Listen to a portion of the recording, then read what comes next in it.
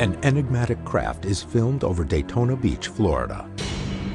Invisible to the naked eye, it's captured by an infrared camera operated by society's most credible witnesses, the police. Are policemen from all over the world seeing things they're not allowed to report?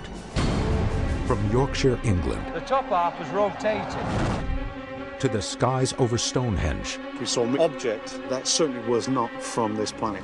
and high over Daytona Beach, I didn't know what it was. using the latest technology and presenting video footage of sightings never before seen on television. You have a police officer telling us that he has a UFO on video.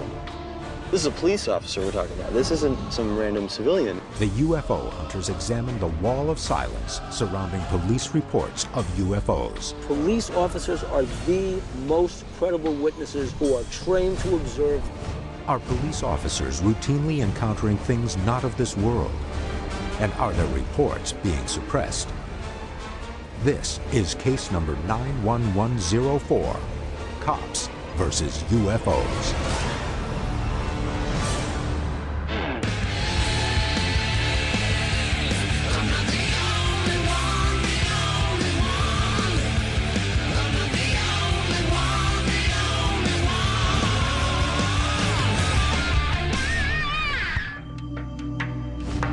We just got shipped to us a really great video. This is a video from March 1st, 1991. The team has uncovered a police videotape of something extraordinary flying over Daytona Beach, Florida on March 1st, 1991. A video shot by 2 employees of the Volusia County Sheriff's Office of an object, and I'll play it for you. Seen here for the first time on television, this strange barbell-shaped object was taped by 2 Sheriff's Department employees, Mark Patterson and Jim De La Rosa. I've never seen that shape before, honestly. Is it a UFO? Is it a conventional object? So both of these guys are convinced that they're looking at something unusual here. Yeah, they are, because of the shape of the object. The officers were in a helicopter equipped with a forward-looking infrared camera, commonly known as FLIR. The camera is sensitive to heat radiating at wavelengths invisible to the human eye. They didn't even know that they were filming this because they had the FLIR camera looking out to sea, and it picked up this. I don't know about you guys, but unless it's like 2 balloons tied together, I mean, it could be some sort of dumbbell-shaped UFO. How do we know this is not a hoax? How do you know this is just made up stuff or fake? Why would cops present hoax footage? Could it be a ghost image or some sort of internal reflection or refraction? Possibly. But I'd have to learn more about the camera. I want to know, guys, what did this look like visually? What is the surrounding environment? And I want to know, what is it doing? Is it animated? Is it stationary? Is it tracking them? Well, you know, to answer your questions, there's only one way to do it. To get down to Florida, look at the lay of the land, talk to these 2 police employees, have them recount the story from that night. Did they know they were shooting something? Did they not know they were shooting something? These are all the questions that need to be answered. In other words, we don't know anything except here's an object that looks very strange, shot by an infrared camera and captured on videotape all the way back in 1991, period. Guys, let's go.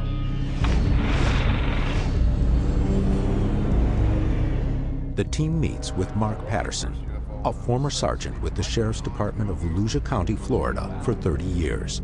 He served as a police airplane and helicopter pilot for 18 years. This is New Smyrna Beach Airport. This is where we were that night. New Smyrna Beach Airport is a small municipal airport that closes at night. Police air patrols routinely scan it with infrared cameras. There's always suspicious activity around airports, so we're checking hot aircraft that come in late at night to see if there's any connection with a foreign border crossing or somebody that may have come in illegally from out of country.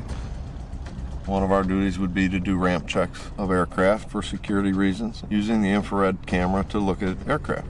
I took off to the north and made a 180 turn down US Highway 1 here to the east of us at about 400 or 500 feet. Patterson and his partner, Jim De La Rosa, left New Smyrna Airport around midnight. They had only been flying south for a few minutes when something strange appeared on their infrared camera. We were already turned south along the highway, and basically The FLIR unit, when we discovered it was looking to the right of the aircraft, was looking back out in this general sky area. I noticed that the FLIR screen had an object on it. I didn't know what it was. It's a round egg-shaped object that appears to be producing a great heat signature. Started looking out my window, but there was nothing there to see. Because it was a dark, moonless night, Patterson and De La Rosa saw nothing outside their helicopter. Yet the FLIR camera captured 33 seconds of a strange barbell-shaped object. Just inadvertently, the infrared happened to pick this object up, and we couldn't play it back in the cockpit, so we headed back to the hangar. You had called in to see if anybody had this object on radar, is that correct? But my partner remembers that I called air traffic control in Daytona, and they scanned the area and, according to him, said no, there was no other traffic in the immediate area. So there's no visual, the camera picks it up, but radar doesn't pick it up. So the only thing that's picking up an object is the FLIR camera. It doesn't lie, it's there. Mark is a veteran police officer with a lot of flying time. He had never seen anything like this before or after that, so this was truly an unusual event for him, and he knows that. We have an object caught on video that they can't identify, and of course I want to analyze it and hear what some experts had to say. Mark Patterson's co-pilot that night was Jim De La Rosa, another longtime veteran of the Volusia County Sheriff's Department, now retired. Oh, I felt very confident with running the instrument. I've had 1,000+ hours on that FLIR monitor, but this thing here had nothing that I'd ever recognized before. What was your altitude? 400 to 500 feet. And the object seems to have two distinct pieces of it. Looks like it possibly has two different heat sources. Right in the middle, you see a white band, and that to me indicates a colder area. So it's two separate heat sources on the object, which is why there's a cold band in the middle. Or one heat source with some cold insulator. Right. Now, it looks like there's something going on in the rear of that craft, like there's something turning.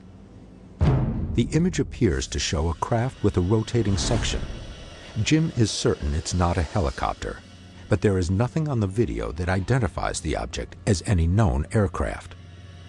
In my opinion, it was not a helicopter. I couldn't identify what it was because the fact is there was no distinct fuselage, no tail boom, no rotor blade motion. Have you ever seen, in your experience using FLIRs, any kind of artifacts in the field? This is an oddball entity, to say the least. You know, I'm listening to what could be a reasonable explanation for what I'm hearing. You know, for example, maybe it's a solid object like a helicopter at distance, but the camera system is defocused, which is blurring it. I have a lot of experience working with optical systems, and you get all kinds of artifacts when any object you're looking at fall out of focus. There's no chance that this was a blur of some sort, something out of focus. You can tell by the cursors moving that it's in focus and he's coming back up to the sky. But as we go into this turn, you will start to see the detail on the ground that you can tell the trees and the bushes. You can tell where the water is.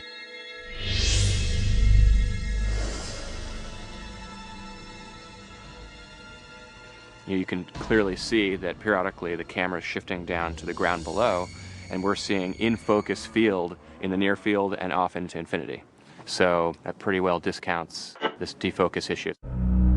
The discovery that something is flying nearby is troubling.